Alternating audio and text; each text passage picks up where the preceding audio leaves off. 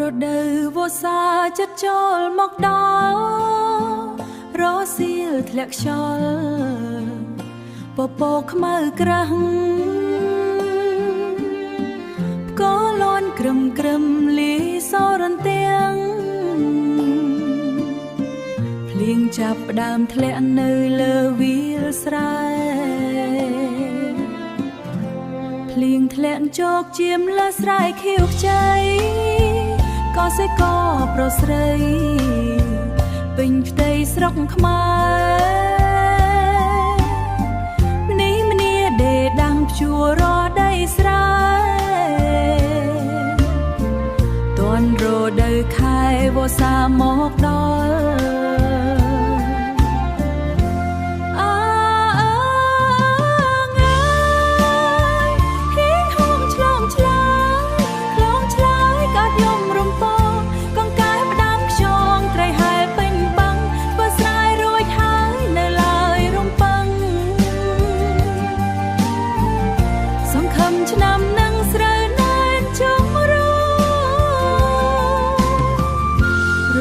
ជ្រាជ្រែអាយនេះជើងភ្នំ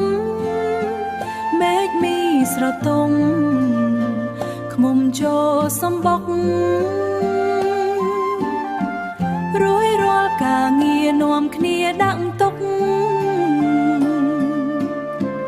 អារម្មណ៍ស្ងប់សុខមុនចូលនិន្ទ្រា